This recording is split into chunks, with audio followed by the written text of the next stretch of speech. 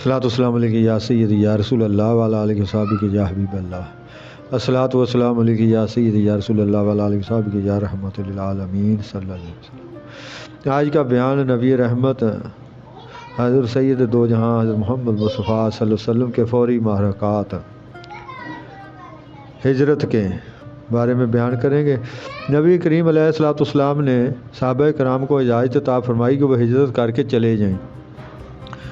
अल्लाह ताला के जो मुखलिस बंदे वतन अहले वतन अपने मकान नात अपनी हवेलियाँ अपनी उम्र भर कमाई हुई दौलत के अनवारों को नज़रअंदाज करके सुए जसरफ हिजरत करके जाने लगे, जहाँ तक कि उन नफूस कुदसिया से मौका खाली हो गया।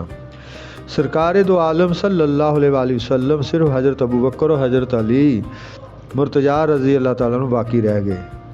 ये दोनों हजूर की ख़ास हदायत के मुताबिक रोक गए थे। हज़रत सिद्दीक़ अकबर हिजरत करने की इजाज़त तलब करते तो हजूर फरमा देते, ऐ अबू बकर जल्दी ना करो, शायद अल्लाह ताला तुम्हारे लिए कोई रफ़ीक सफ़र बना दे। ये इरशाद सुनकर आपके दिल में ये उम्मीद पैदा होती कि शायद वो रफ़ीक सफ़र सरकार दो आलम सल्लल्लाहु अलैहि वसल्लम खुद हों, जब वो गरीब बेनवा मुसलमान जो कुफार के चंगल में फंसे हुए थे, इसलिए हिजरत से माजूर थे। मुसलमानों की इस इज्तिमाई हिजरत से कुफार मक्का को तरह तरह की शदीद ख़तरात का एहसास होने लगा। इन्हें ये ख्याल भी सताने लगा कि कहीं नबी करीम भी यहाँ से तर्क वतन करके अपने साथियों के पास ना पहुँच जाएं। अगर ऐसा हुआ तो ऐन मुमकिन है कि कुछ अरसा बाद वो मक्का पर दावा बोल दें और हमारा कंजूबर निकाल दें।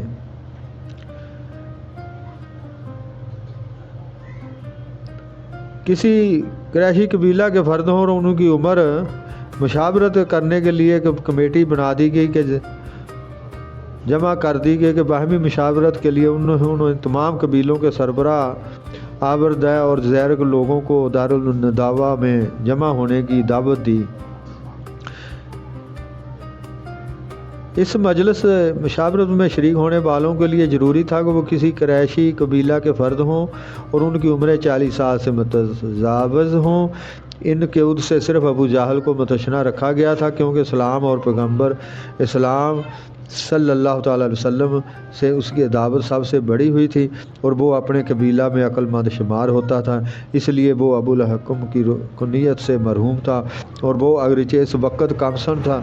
अभी उसकी दाढ़ी भी पूरी तरह नहीं उतरी थी, लेकिन उसे इस मजलिस में शिरकत की इजाज़त मिल गई।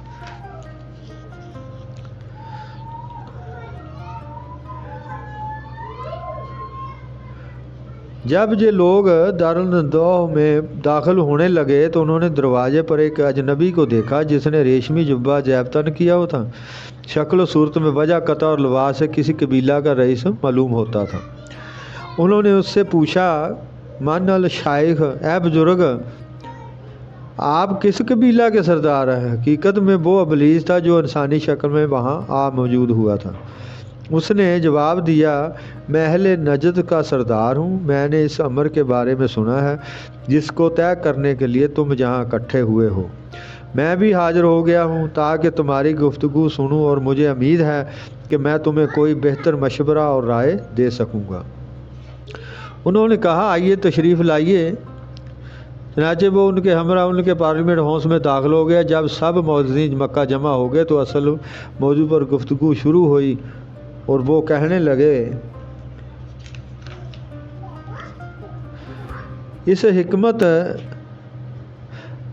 अब हम हर कबीला से एक नौजवान चुने जो बहादुर हो, आली नस्ब हो, अपने कबीला का सरदार हो। फिर उनमें से हर एक को एक तेज़ तलवार दें। फिर वो सब मिलकर जकबार की शख्स बहाद की तरह उन पर हमला करके उनको कत्ल कर दें और इस तरह इस मुसीबत से हमें राहत मिल जाएगी। इसकी हिकमत उसने ये बयान की कि जब हर कबीला क़ुरैश का एक नामी ग्रामी जवान उनके कत्ल में शरीक होगा तो उनका खून तमाम कबाइल में मुंतशर हो जाएगा। बनु हाशिम सारे कबीलों से तो बैक वक़्त क़िसास नहीं ले सकेंगे। आखिरकार वो दियत लेने पर रजामंद हो जाएंगे और हम सब मिलकर बड़ी आसानी से उनकी दियत अदा कर देंगे। ये सुनकर शेख नजदी का चेहरा खुशी से तमतमा उठा और कहने लगा, जानी तजवीज़ वो है जो इस शख्स ने कही, इसके अलावा और किसी की ज़रूरत नहीं है।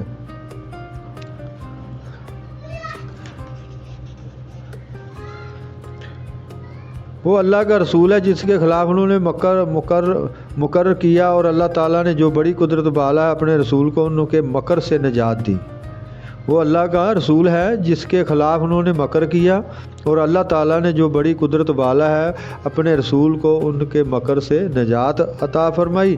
اس سارے پروگرام کا مقصد یہ تھا کہ جب رات کو اللہ پاک کا محبوب اپنے کریم و قدیر رب کی حفاظت میں اپنے زار و وفا شاہد صدیق اکبر کی میت میں مکہ سے ہجرت کر جائے تو سیدنا علی مرتضیٰ وہ امانتیں ان کے مالکوں تک پہنچا دیں، تاکہ قیامت تک آنے والے اپنے اور بیگانے پر واضح ہو جائے کہ سیدنا محمد الصادق الامین کے لقب سے اسی لیے ملقب ہوا، وہ نازک ترین لمحات میں بھی اپنی شان و امانت کا حق یوں ادا کرتا ہے۔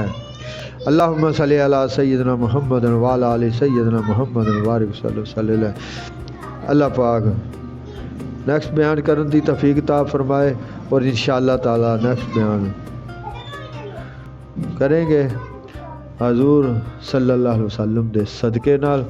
آمین ثم آمین۔